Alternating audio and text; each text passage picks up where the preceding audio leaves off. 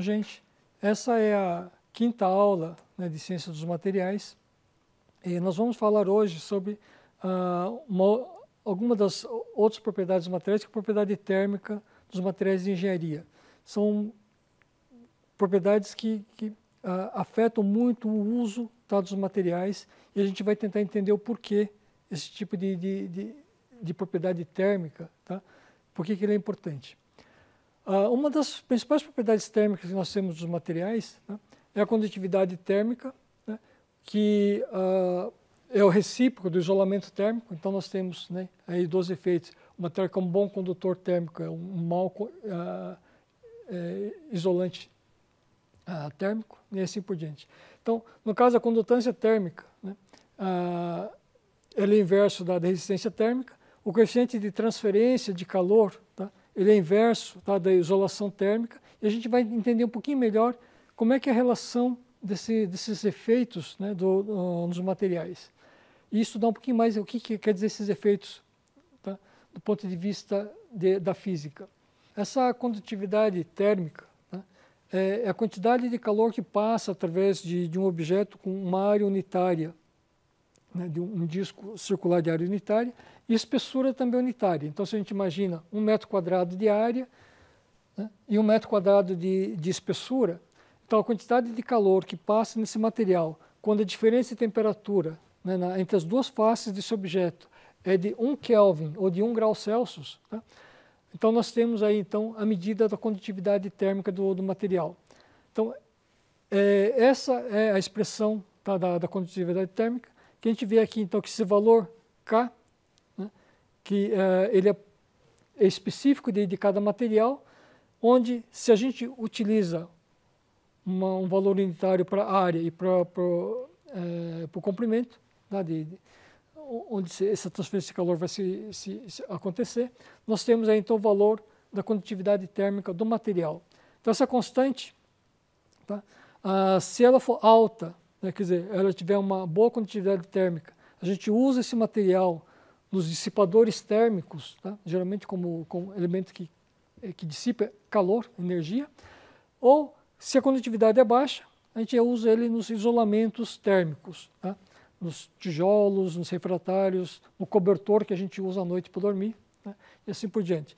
Então, esse tipo essa condutividade térmica, tá, é uma característica específica do material, só que apesar de ser uma característica específica dela, tá, ela é uma função da temperatura, quer dizer, ela varia com a temperatura, ela varia com a pureza ou quantidade de impurezas presentes no material, e uma série de defeitos que esse material pode apresentar, ele também pode interferir nessa característica, né, no valor da condutividade térmica do material. Tá? E a forma como a condutividade térmica, então, se comporta, tá, ela é bem parecida, né, com o que a gente viu da condutividade elétrica, né? Então, aqui no caso das propriedades térmicas, existe uma série de outros fenômenos, efeitos que estão associados à condutividade térmica, então, que a gente chama de capacidade térmica ou calor específico, que é a quantidade, né, de calor necessária para promover a variação de 1 Kelvin ou de 1 grau Celsius, né, na temperatura de um certo objeto. Nós temos o efeito da dilatação térmica, né, que à medida que a gente por exemplo, aumenta a temperatura, você tem uma variação volumétrica desse objeto, quer dizer, você aumenta a agitação térmica, você aumenta as distâncias das ligações químicas, né? Então esse objeto dilata, né, vai ter um aumento na sua dimensão física, e essa dimensão física a gente pode medir de forma linear, né, como se fosse num bastão, né, de forma linear, ou numa superfície, numa área, tá? Dessa forma, então, a variação de área é um beta, né, a área inicial vezes ΔT, ou no caso de um volume, né, você tem que a variação volumétrica é um gama que multiplica o volume inicial vezes a variação de temperatura, onde, para o caso volumétrico, para o caso do beta, né, e do linear, se o material for isotrópico, quer dizer, ele tiver a mesma propriedade nas 3 direções do espaço, tá, o beta é 2 alfa, e o gama, né, é 3 alfa. Tá? Isso ocorre para materiais isotrópicos. E um outro efeito que é muito importante, tá, para o uso dos materiais em engenharia, geralmente os materiais estruturais que precisam ter uma resistência mecânica, tá, é o efeito da fluência. O que vem a ser a fluência? A fluência é a deformação plástica, tá, que ocorre no corpo quando submetido a um esforço constante. Então você coloca uma carga estática nesse corpo e esse corpo começa a se deformar. Então geralmente ela ocorre acima do limite elástico do material. Então geralmente o material atinge o limite elástico e começa a ter uma deformação permanente sem você ter um aumento da carga aplicada nesse material. Então esse efeito da fluência ele é muito prejudicial para vários tipos de aplicações para materiais estruturais. Então, toda vez que eu tenho variações de temperatura ou aplicações de materiais em temperaturas diferentes, tá, eu vou ter aí uma série de efeitos que podem prejudicar ou não o uso desse material. E tem uma série de fenômenos que a gente pode aproveitar, tá, fazendo uso dessa variação de temperatura. Por exemplo, quando você tem uma variação de temperatura, geralmente você cria um gradiente térmico no material. Tá? Esse gradiente térmico, tá, ele vai fazer com que partes diferentes do material fiquem com dilatações diferentes. Né? Tem dilatações, então essa variação na dimensão física do objeto, ele acaba criando uma tensão interna no material que a gente chama de tensão térmica. Tá?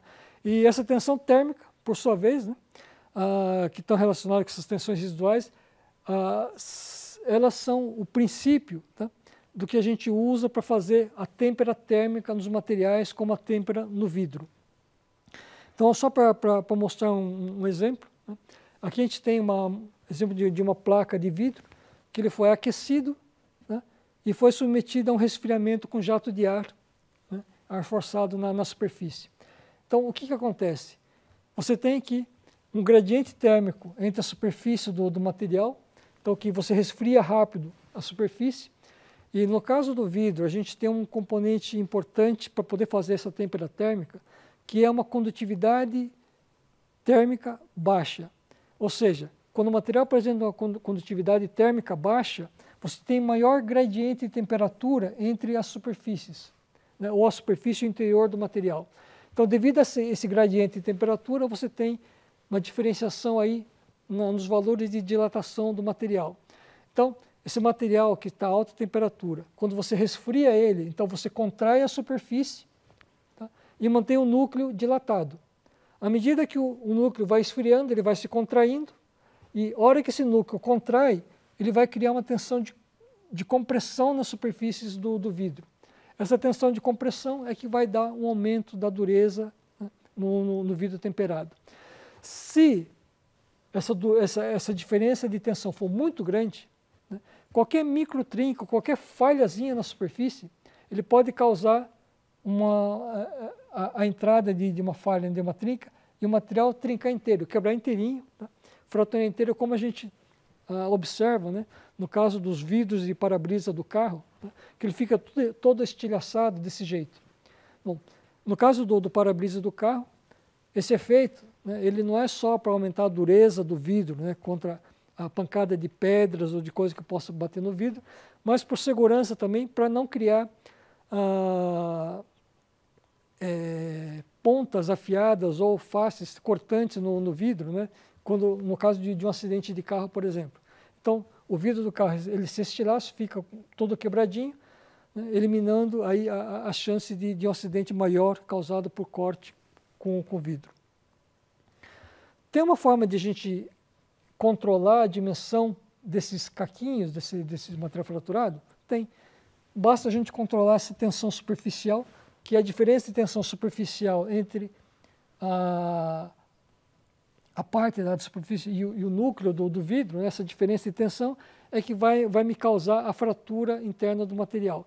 Então, se eu controlo essa diferença, eu consigo controlar o tamanho desses cacos, né, que se formam quando o vidro estilhaça.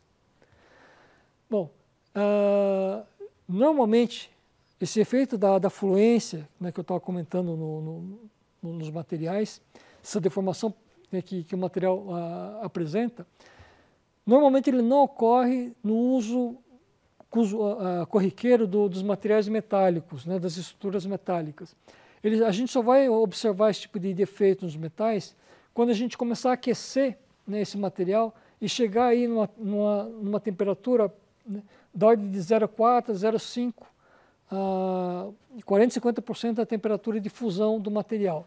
Então, a partir dessa temperatura, o material começa a apresentar essa deformação plástica permanente, né, que vai aumentando com o tempo, mesmo você não tendo um aumento da carga aplicada. E o problema é que esse tipo de comportamento, né, esse tipo de estrutura, é que essa deformação ele não para. Ele começa a dilatar, vai se deformando, então você tem aí um aumento, né, numa direção da aplicação da carga e uma redução da seção transversal na outra. E quando você tem uma deformação muito grande, você acaba tendo falhas, né, ou por ruptura, que o material ele reduz a seção transversal e falha por ruptura, por falta de resistência mecânica, ou então a variação na dimensão física, né, ele assume tal proporção que ele prejudica o funcionamento do componente. Tá? Por exemplo, as pás de uma turbina, né, que funciona em alta temperatura, se a pá ele começar a entrar em fluência e ele começar a aumentar o comprimento da pá devido à força centrífuga, né, durante o giro, tá? Essa pá vai aumentar o comprimento e vai começar a raspar na parede da turbina e vai travar a sua turbina. Então, você tem aí uma falha por variação dimensional do seu componente. Então, é muito importante a gente saber quando a gente deve levar em consideração o efeito da fluência nos vários materiais. Normalmente, né, esse tipo de fluência, tá, ele é um efeito de deformação lenta. Tá? Ele não acontece de uma hora para outra, ele é uma deformação lenta. Então, se você tem, por exemplo, um tarugo de chumbo, né, que ele tem uma fluência razoável, tá, e você aplica uma carga em cima disso, com o passar do tempo, né, ele vai se deformando. Tá? Então, se fosse um material elástico normal, você aplica a carga, ele deforma, você remove a carga, ele volta à dimensão original. Tá? Mas no caso de alguns materiais que sofrem fluência, essa deformação ele fica permanente. Tá? E assim acontece com vários objetos, por exemplo, até o asfalto da rua, né? Quando você tem alguma região embaixo do asfalto que seja mais mole ou tem algum buraco embaixo do asfalto, esse asfalto ele começa a se deformar, né, com o tempo e cria uma deformação permanente no material. Bom, o que causa esse tipo de falha por fluência? Tá? Então, fazendo uma análise microscópica dos materiais que sofrem fluência, tá, a gente observa que essa movimentação da estrutura, tá, ele é causada geralmente pela movimentação das discordâncias, tá, ao longo dos planos de deslizamento do material. Então, o material, como ele é cristalino ou policristalino, geralmente policristalino, tá, você vai tendo deslizamento dos planos cristalinos, dos defeitos, tá, ou mesmo o defeito de um grão sobre o outro. Então, de você ter contornos de grãos se movimentando e que causa, então, tá, a fluência nos materiais. Para a gente poder entender como é que acontece esse tipo de efeito de fluência e como é que a gente pode prever como é que ocorre a fluência nos materiais, a gente faz um ensaio chamado ensaio de fluência, tá, onde a gente aplica uma carga, geralmente uma carga de tração, né, que pela facilidade de aplicação de carga, tá, e então essa carga, né, aplicada no material numa temperatura definida, tá, e a gente mede então o quanto esse material deforma ao longo do tempo. Então, a gente mede a velocidade de deformação desse material. Então, para cada nível de temperatura e para cada valor de carga que a gente coloca, a gente faz esse teste, né, várias vezes, né, com temperaturas diferentes e cargas diferentes, e traça um gráfico, né. Esse é o equipamento geralmente usado para fazer esse tipo de ensaio, é parecido com uma máquina de ensaio de tração, onde você aplica aqui, então, a tensão. Então, esse peso aqui está simulando o esforço que você aplica de tração nesse corpo, e é uma uma carga constante e esse material vai alongando, né, com o tempo, dentro do forno numa temperatura bem definida. Então a gente obtém esse tipo de gráfico onde a deformação com o tempo, né, ele obedece um comportamento parecido com isso. No início a gente tem aqui uma deformação grande que vai diminuindo com o tempo.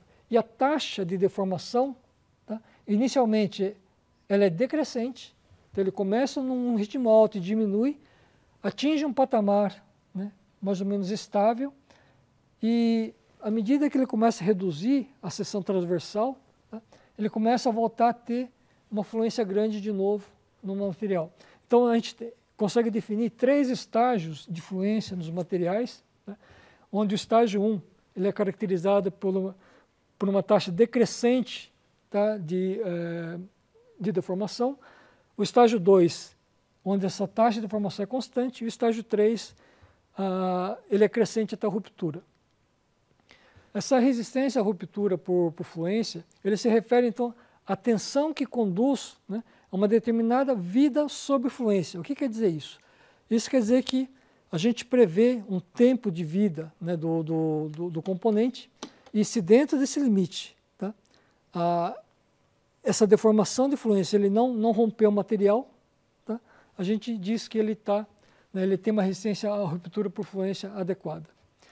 Bom, ambos, né, esses parâmetros são definidos ou são calculados, são estimados, né, para um nível constante de temperatura, né, que geralmente é a temperatura de operação do componente que a gente vai ter.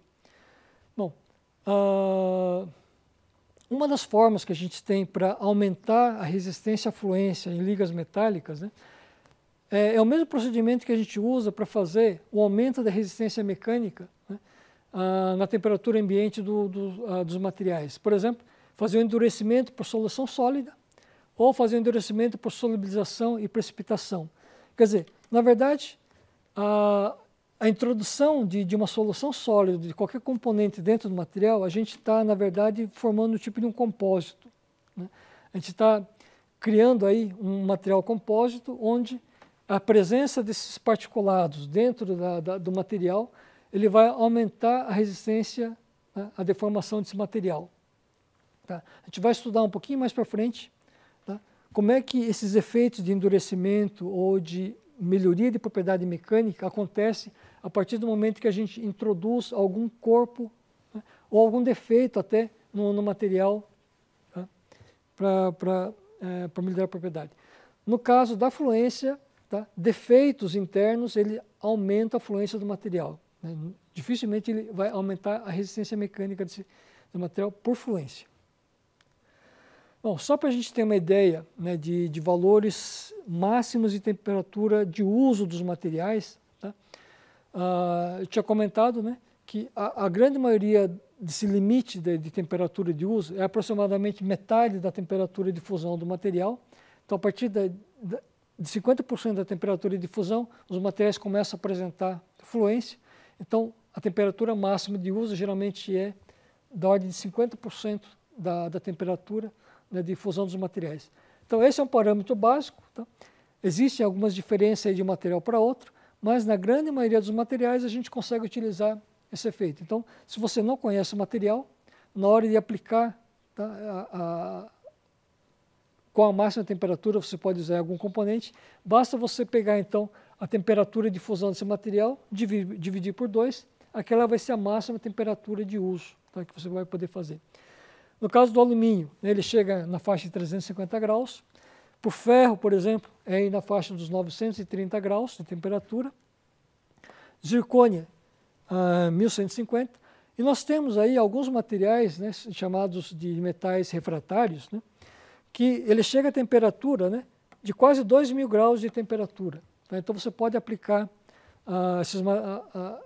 esse tipo de material, tântalo, tungstênio, né, o molibdênio, em temperaturas bastante altas, tá? Sem ter uma deformação apreciável ou sem ter fluência, né, apreciável do material nessa temperatura.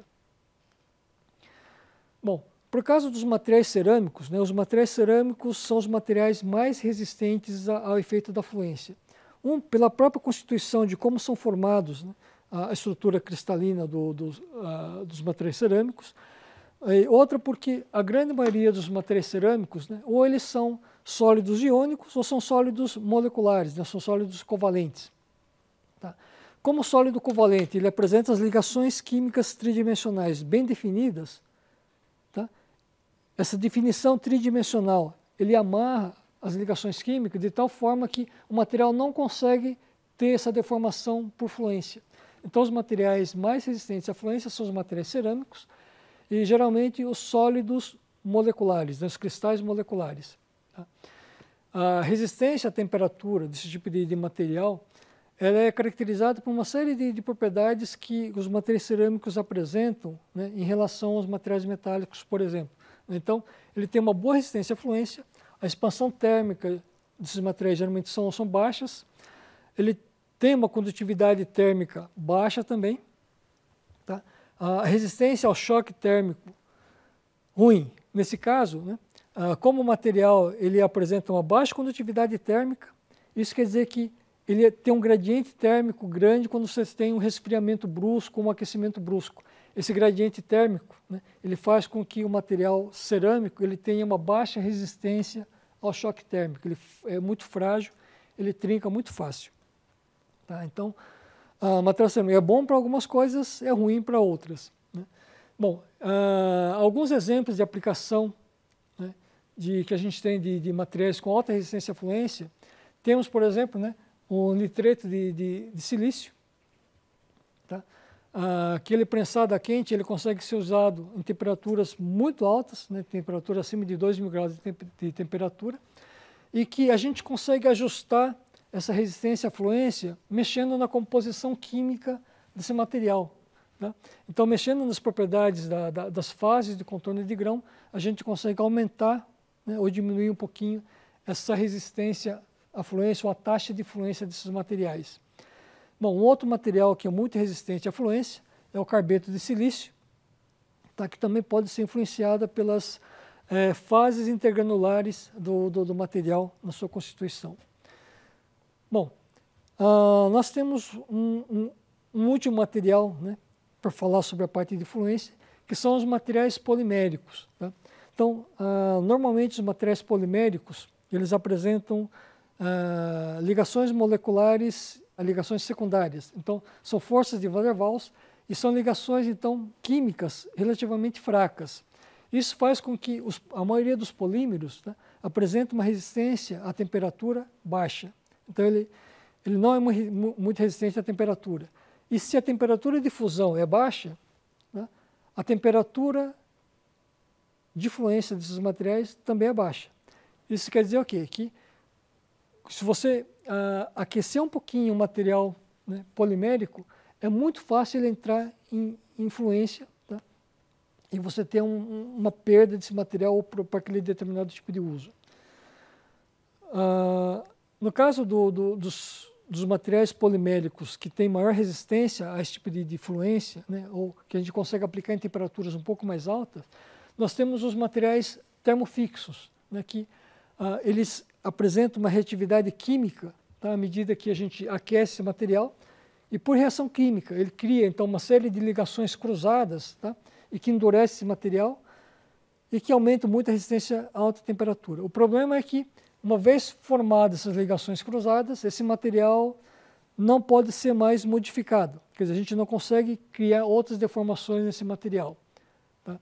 Eles são diferentes dos chamados termoplásticos, que você aquece e consegue remoldar o material, reaproveitar, fazer reaproveitamento desse material. Então, os materiais termofixos, eles teriam que ser quebrados, né, e dissolvidos de novo para poder fazer um reaproveitamento do material. Enquanto que os termoplásticos, né, eles são recicláveis muito mais facilmente. E, atualmente, tá, a gente tem substituído esses materiais termofixos por materiais termoplásticos, né, de alta resistência à temperatura.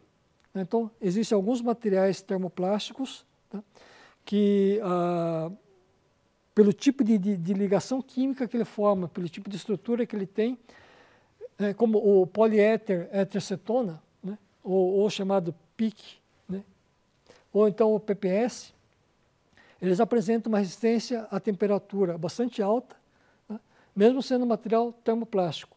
Então, qual a vantagem? Como ele é material termoplástico, ele é facilmente moldável por injeção. Tá? Então, o processo de fabricação desses materiais são muito mais baratos, muito mais rápidos. Tá? E, então, tem se usado preferencialmente esse tipo de materiais em engenharia em substituição ao que era usado nos termofixos. Então, só para ter uma ideia, né, das várias temperaturas de uso dos materiais poliméricos, né, eu coloquei essa tabela, né, onde a gente tem aqui que a grande maioria dos materiais poliméricos, né, ele tem uma temperatura de trabalho aí na faixa dos 100 graus.